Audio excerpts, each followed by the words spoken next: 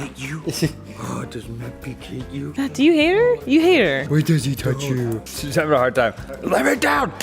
Sabotage me! Who does she love more, you or your wife? I don't know. Who do you love more, me or your wife? Uh-oh. Intercourse, employment. I don't know. Which has to do with which? I don't know, I've known you longer. but I've put out way less. I have a lozenge in my mouth because my throat's sore. You guys I'm getting getting sick? right before I get on a plane. You all been hanging out in that room together, Yeah. kissing. You know what I should do? Wear one of the masks like a Japanese person would, so that way I don't get other people sick. I thought they do that because they're paranoid. No, generally it's because they know they're sick and they're not trying not to spread the disease. Matt, what's another fact about Japan that only you know about? Oh, tentacles. Yes. Is there a sponsor? Yeah, well, I was going to get there, Adam. Okay. Because we were learning a little bit more about Japan, but say you want to learn a little bit more about yourself. Maybe you should try out 23andMe. Adam, you tried it. I did it. And you found out a lot of information about yourself. You don't have to share with them, so that way they can clone you. Stay tuned for the results. Yeah, but they are the sponsor of this episode. 23andMe is a service that allows you to send in some of your genetic material. I don't know if you have to choose. You sent in fingernails and something you found in the toes. back of your throat. Yeah. But one of my tonsils. They'll give you a full genetic profile. This includes your genetic history. You can even get it so that way it includes some of your health. Then you can find if you're prone to certain diseases or if you're going to live forever or things like that. There was always a rumor that there was a scandal and an affair in my family, and that's how we got some Italian in us. Find out at the end of the show. Find out at the end of the show. Oh, I can't wait.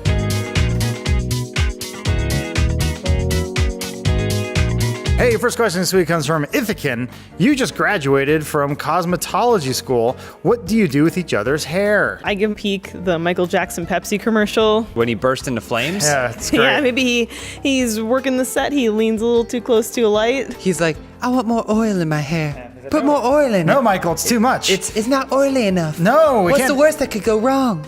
A few things. Can't remember. I'm just imagining I have product in it, so it goes. That's what happened to Michael Jackson. It's pretty easy. So imagine Michael Jackson. Now imagine him with hair. Now imagine that hair on fire. Got it. I'd like to post Malone, Elise. So what's his hair like? He's got like He's got like tiny dreads or something. Little dreaded Yeah. hair braid thing. Yeah, and then also some tattoos on your face. Just fuck your shit up. Matt, are you a big Post Malone fan? I don't know. He's a Karl what that Malone is. fan. Postman. Yeah, he's Karl Malone's son. Oh. Karl Malone. Wait, Karl Malone was the postman because he delivered hoops, right? Yeah. But Post Malone, did he just take it from Karl Malone? Huh? I didn't. That's like if I was a rapper called Glide Drexler, which is a good rapper's name, by the way. That's not the character from True Romance. Is it? I thought that was Gary Oldman's character, who looks like Post Malone. I think samurai top knots were the coolest hairstyle in the history of time, and I think we should bring back samurai top knots because you have to maintain that. Yeah.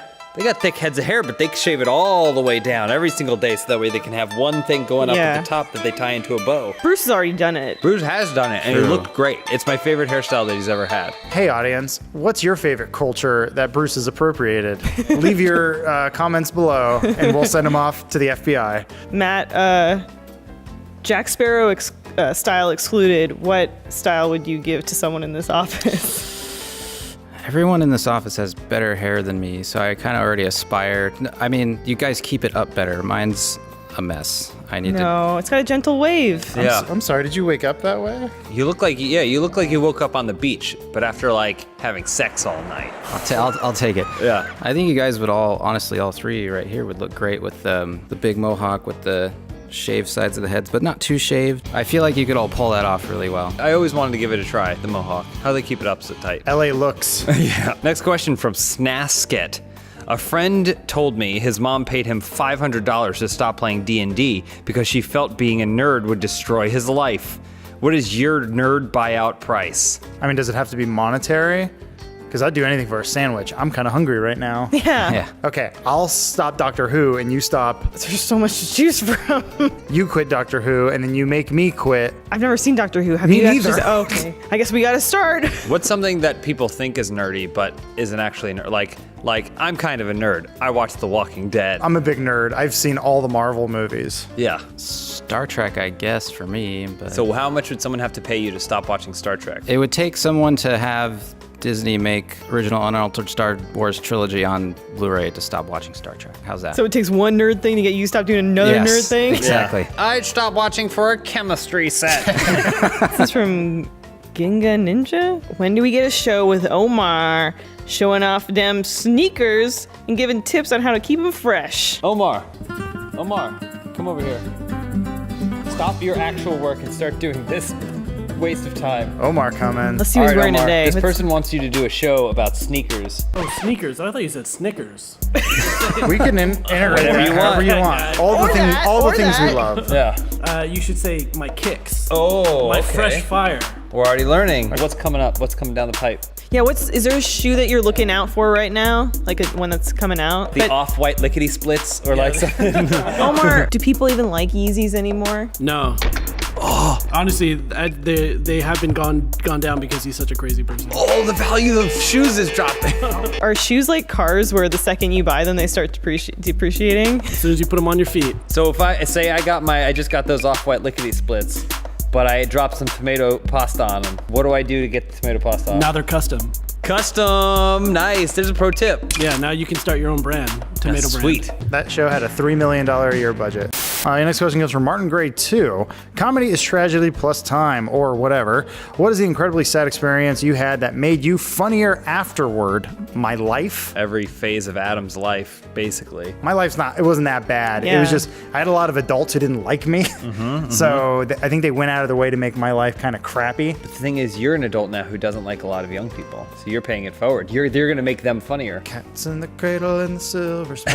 I'll never forget the time I was at Disneyland and I wanted to say hello to Jack Skellington. And he waved his arm at me, told me there was just no time for me. I don't have time for you. That made me funnier after. Why is that? You wept for 12 hours. He thinks it's funny. Yeah, it's funny because It's funny to him. Yeah. Mine is when Piccolo died. which time? It was the first time. Okay. That was a really hard day for me because we were at church, and then I always get excited. I had excited to come home from church and watch Dragon Ball Z because I didn't like church very much. No, but you love Dragon Ball Z. But I love Dragon Ball Z, and also my cat had died that morning. But that's not as big a deal as Piccolo No. had died. You only get one Piccolo, there's millions of cats. He was Gohan's surrogate father. And Gohan means rice. Gohan means rice. Piccolo's that little flute. I was like, there was a point where I was gonna go across this bridge, but then I was like, no, something's wrong. So I made everyone get off the bus. Yeah. And then we ran to safety, but then the bridge collapsed. But then the fate started chasing all of my friends and killing them all, including the gymnast.